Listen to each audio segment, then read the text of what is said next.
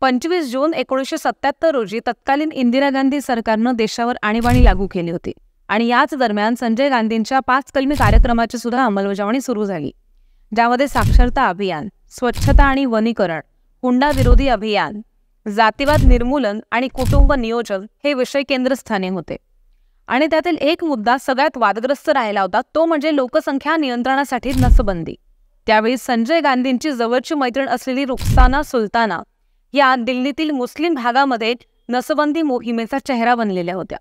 त्यांनी त्यावेळी 13,000 पुरुषांची नसबंदी ऑपरेशन केल्याचं सांगितलं जातं.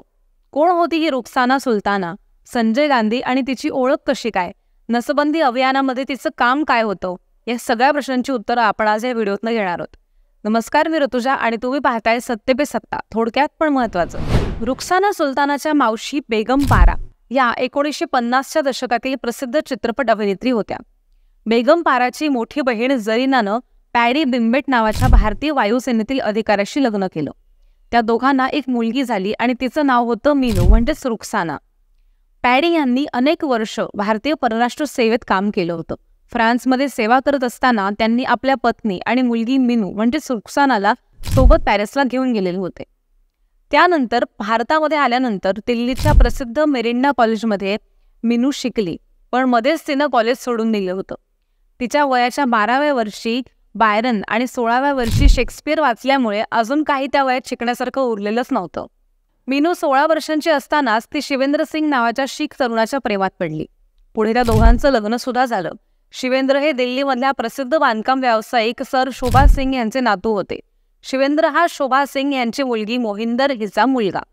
मोहिंदर आणि प्रसिद्ध लेखक खुशवंत सिंग हे सख्खे बहीण भाऊ होते. मीनूची आई जरीना मुस्लिम होती, त्यामुळे आईकडची संपत्ती मिळवण्यासाठी मीनूनं इस्लाम धर्म स्वीकारला आणि त्यांनी रुखसाना सिंग हे नावही स्वीकारलं. पण त्या रुखसाना सुलताना ह्याच नावानं प्रसिद्ध झाल्या. रुखसानाचे अनेक किस्से आहेत. बालपणापासून परदेशात वाढलेल्या रुखसाना सुलतानाला केम नावाचा साबण वापरायची सवय होती, पण त्यावेळी हा साबण भारतात उपलब्ध नसायचा, त्यामुळे तो स्मगलर्सकडनं विकत घ्यावा लागायचा. एकदा रुखसाना केम साबण घेण्यासाठी मुंबईतल्या अनेक दुकानांमध्ये फिरल्या, पण त्यांना तो साबण काही मिळत नव्हता, कारण केम साबण गेल्या काही दिवसांपासून बाजारात उपलब्धच नव्हता. रुखसाना बाजारातनं बाहेर आल्या तेव्हा त्यांना त्यांच्या कारभोवती लोकांची गर्दी दिसली. काय झालंय हे जाणून घेण्याच्या उत्सुकतेनं त्या सुद्धा गाडीकडे धावल्या. तिथे गेल्यावरती गाडीच्या मागच्या बाजूला आणि ड्रायव्हरच्या बाजूच्या सीटवर शेकडो केम साबण पडलेले होते. तेव्हा पांढऱ्या पोशाखात एक माणूस गाडीजवळ उभा होता आणि त्याच्या भोवती सुद्धा अनेक लोक उभे होते. त्यानं रुखसानाला स्वतःची ओळख करून दिली आणि हात पुढे करत म्हणाला, माझं नाव हाजी मस्तान. श्रीमंत घरातल्या रुखसानाला एक साबण मिळवण्यासाठी तस्करीचा आधार घ्यावा लागत होता. रुखसाना फ्रान्सला राहिल्यामुळे फ्रेंच परफ्युम्स आणि फॅशनेबल वस्तूंचं आकर्षण त्यांना होतं. शिवेंद्र आणि रुखसाना यांच्या लग्नानंतर 2 वर्षाचा त्यांचा घटस्फोटही झाला, पण तोपर्यंत त्यांना एक मुलगी झालेली होती, जी पुढे फिल्म ॲक्ट्रेस अमृता सिंग म्हणून प्रसिद्ध झाली. होय, सैफ अली खान हा रुखसाना सुलतानाचा जावई आहे आणि सारा अली खान ही त्यांची नात आहे. कालांतरानं रुखसाना सिंगला आता रुखसाना सुलताना किंवा रुखसाना बेगम म्हणून ओळखलं जाऊ लागलं. त्यांनी दिल्लीमधल्या कॅनॉट प्लेसमध्ये दारे सहवार नावाचं एक दुकान उघडलं. तिथे वेगवेगळे दागिने विकले जायचे. दिल्लीशिवाय त्यांनी गोव्यामध्ये सुद्धा हे दुकान उघडलेलं होतं, पण कॅनॉट प्लेसमधलं त्यांचं दुकान हे लोकप्रिय होतं. श्रीमंत आणि प्रसिद्ध लोकांची त्या दुकानामध्ये वर्दळ असायची. एकदा आपल्या दुकानामध्ये पंतप्रधानांच्या मुलाला पाहून रुखसाना यांना खूप आनंद झाला आणि तो मुलगा म्हणजेच संजय गांधी. रुखसाना संजय गांधींना म्हणाल्या होत्या की मी तुमच्या नेतृत्वानं प्रभावित झाली आहे आणि मला तुमच्या कार्यात वाहून घ्यायचंय. असं म्हटलं जातं की रुखसाना ह्या नेहमी आपली ओळख ही संजय गांधी यांची आईस्क्रीम फ्रेंड अशी करून द्यायच्या. त्या काळामध्ये इंदिरा गांधींचे राजकीय वारसदार म्हणून संजय गांधींकडे सुद्धा पाहिलं जायचं. आणीबाणीच्या काळामध्ये पडद्या आडून संजय गांधींनी सत्तेची धुरा सांभाळली असं सुद्धा म्हटलं जातं. संजय गांधींनी 21 महिन्यात 5 सूत्री कार्यक्रम राबवण्याचा प्रयत्न केला आणि त्यावेळी गांधींनी रुखसाना सुलताना यांना जुनी दिल्ली परिसरामध्ये कुटुंब नियोजनासाठी काम करायला सांगितलं. त्या जुन्या दिल्लीच्या बेगम साहिबा म्हणून ओळखल्या जायच्या. त्यांना पोलीस संरक्षण होतं आणि त्यांच्यासोबतच सरकारी अधिकारी सुद्धा असायचे. आणीबाणीच्या काळात सरकारी नियंत्रणाखाली काम करणारा मीडिया रुखसाना यांना जास्त कव्हरेज द्यायचा. युवक काँग्रेसचे कार्यकर्ते आणि नेते त्यांच्या अवतीभोवती असायचे. त्यांच्या नावानं घोषणा सुद्धा द्यायचे. रुखसाना जेव्हा दौऱ्यावरती जायच्या तेव्हा त्यांच्यावरती पुष्पवर्षाव व्हायचा.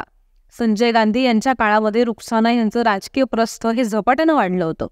मीडिया रिपोर्ट्सनुसार असं सांगितलं जातं की काँग्रेस शासित राज्यांचे मुख्यमंत्री आणि काँग्रेस नेते त्यांना भेटण्यासाठी रांगेत उभे राहायचे. संजय गांधी यांची प्रतिनिधी म्हणून रुखसाना दौरे करायच्या, राजकीय सभेमध्ये भाषणे करायच्या. पुढे त्यांनी नसबंदीची शिबिरं सुद्धा आयोजित केली. आणीबाणीच्या काळात रुखसाना यांना सगळ्यात जास्त प्रसिद्धी मिळाली होती, पण नंतर आणीबाणीतल्या कामामुळेच त्या बदनाम सुद्धा झाल्या. परदेशात वाढलेल्या रुखसाना यांना जुन्या दिल्लीतील अरुंद आणि गलिच्छ गल्ल्यांमधनं ये जा करणं फार कठीण जायचं आणि म्हणून त्या स्वतःसोबत कायम परफ्युम्स ठेवायच्या. शिवाय नेहमी शिफॉन किंवा सिल्कच्या साडी सुद्धा घालायच्या.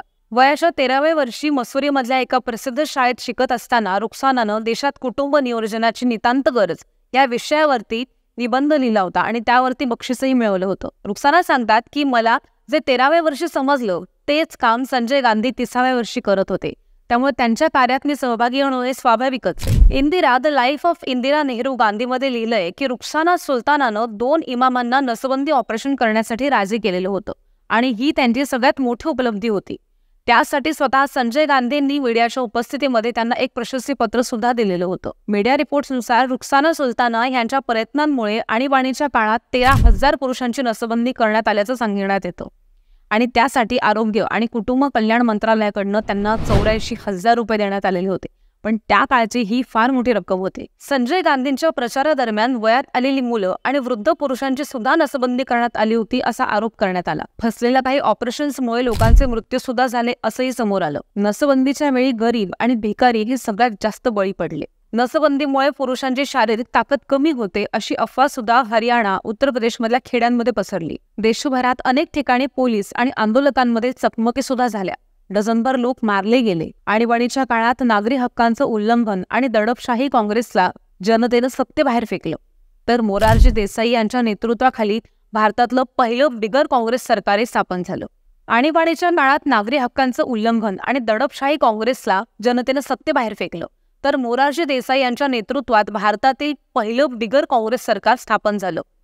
पण जनता पक्ष सरकारमधल्या राजकीय पक्षांच्या परस्पर संघर्षामुळे सुमारे 3.5 वर्षातच हे सरकार कोसळलं. तर इंदिराजींच्या नेतृत्वात काँग्रेस पुन्हा एकदा सत्तेवरती आलं. इंदिरा गांधी पुन्हा सत्तेत आल्यानंतर त्यांनी जुन्या आणि अनुभवी नेत्यांना पदोन्नती दिली. आणीबाणी काळातील वादग्रस्त चेहरे काढून टाकण्यात आले आणि त्यातच रुखसाना सुद्धा एक होत्या.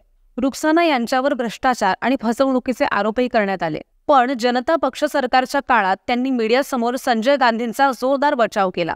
काँग्रेस पुन्हा सत्तेवर आल्यानंतर विमान अपघातात संजय गांधींचा मृत्यू झाला. 6 महिन्यातच रुखसाना यांचं वलय संपलं आणि हळूहळू मीडियानं सुद्धा दुर्लक्ष करायला सुरुवात केली. जेव्हा त्यांची मुलगी अमृता सिंगनं सैफ अली खानसोबत लग्नगाठ बांधली तेव्हा त्या काही काळ प्रकाशझोतात आलेल्या होत्या. पुढे 17 सप्टेंबर 1997ला बेगम रुखसाना सुलताना यांचा गोव्यातील एका आश्रमात मृत्यू झाला.